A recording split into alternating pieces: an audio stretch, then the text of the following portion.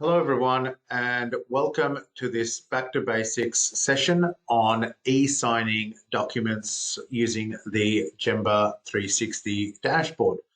My name is Nihal Samar. I'm the General Counsel and Legal Director here at Kaizen Synergy Law Firm, and I'd like to welcome you all to today's session. As always, we'd like to pay our respects to the elders past and present upon the lands on which we all meet. While this session is being run by webinar and recorded, we do pay our respects to the traditional owners accordingly. So documents for signing can include things like leases. We can use this for memorandum of understandings and also for clients. So particularly where you want people to sign a document, you can now use Gemba to in fact do this. Now, this is my live mobile phone. And with it, what you'll be able to see, and it's starring my son on here as well too, is that you can actually use Gemba to actually sign things like NDIS agreements as well. And these can be sent out. So people don't actually need to be part of the Gemba dashboard registrations. And what they will get automatically being sent to their phone is the requirement to draw their signature using their hand, or they can upload, you can see down the bottom, a picture of their specific, and I'll do it now, their specific signature. And they can then apply this directly to the document. So the idea of Gemba, quite simply, is that you can set it up to allow for reviews, negotiations, and then also approvals, and sending it out externally to contractors, clients. It could include clients, but also onboarding new staff as well too, in terms of meeting your contract lifecycle requirements as well too. The other important factor is that people who are responsible for contract management can also be notified when a person actually signs the document as well too. So that way you might have a program manager who's responsible for a number of client services under the NDIS, and they need to make sure that they get confirmation emails and they want to see that someone's actually signed it. So they can do that, and I'll show you what one looks like. So let's do that right now to show you how this actually works. And with it, of course, it doesn't matter what your organizational structure is. The contract management part of the section will look for escalations for you to be able to view as well too. So let's actually have a look of how this works, and let's jump straight into the Gemba dashboard. Now, here we go. So what we want to do, let's say I had a contract in the Gemba system.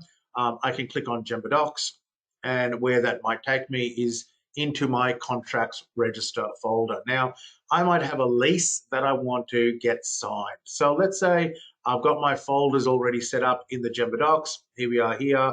I've got a PHN example, but I'm going to look at this lease that we've got here for the first and second floor in Eltham, which is where we are based. Now, if I want to look at getting a signature, I've already got this document in here.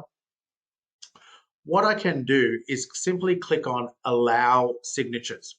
The Allow Signatures field will open up, when I save it, will open up the Signature Request tab. Now, the Signature Request tab allows me to get signatures. So I'm going to simply click on Define a New Signature. Now, this is, let's say, just a template document that I've opened up. It can be anything you'd like as well. So first of all, I've got the HR Compliance Manager, and this is assigned to Fred Flintstone with this top bar here. And this says, signature request by will be notified after the file is signed. Now, who do I want to sign this to? Well, now I've got this drop down here, and I'm going to actually send this to, in this case, Stuart O, because I want him to actually sign off on this. Now, what I can do is once I select that, is basically highlight this text of where do I want Stuart O to sign it. So I'm going to mark it right here. This is where I want him to sign it. And I simply click on Save. So you can define wherever you want him to sign it. Now, what happens then? Well, once that happens, it takes me back and I've defined the signatures. Now I can actually click on Send Signature Request by email, which will automatically send the email out requiring Stuart O to sign off on this. Or what I can also do is copy this link here, and I'll just show you what this looks like for demo purposes. Here it is here. And this is the link that now has opened up if I want Studio to sign. Now from here, what Studio will see when I send this out is signed document, and I'm going to go T dot, and I'll put in Flintstone, okay, is my signature. That's very authentic, as you can see, and unique. If I had a JPEG file or my signature, I can then sign this here, and quite simply, I can click on sign. Now, once I've done that, you can now see if I go in, and I'll just make this slightly bigger for us to view. Here we are here. Here, right in the middle here, is my signature, and it's done. What has also been sent across, and Stuart can also download this as well too. What has also been sent across is this email as well too. And this has gone to Fred to say, hey, Studio has signed off on this document for you as well. So you can see what it has also done. And if I make this slightly bigger, smaller, and go back to the Gemba Docs, I can look at the logs and see who signed off on when. I've got the document owner details. I've got the document description details. I've got the contract table information. I've got the information already. I can also look at who's signed off on what document, and I can actually go back and also download the signed document. So you can see from a Gemba point of view how simple this actually is. What this really allows you to do from a document management lifecycle point of view for your contracts is you can send these out by mail. People can download it as well too. Obviously by email, they can sign it. They can also sign it on their desktop and sign it on their mobile.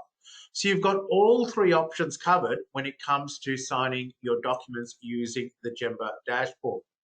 The other good thing is that it also meets the legal requirements under the document destructions legislation, which was in the Crimes Act and initially was under the Evidence Document Unavailability Act that was some 16 years ago. So it meets all your legal requirements from that side as well too. Of course, it makes it lovely using the Gemba mobile dashboard as well too, and makes it simple and easy to follow. I'm more than happy to stay online and answer any questions that you might have. If you are watching this recording via the Gemba 360 College and have any questions, then by all means, please reach out to us on 1300 360 360, or you can email us at support@gemba360.com.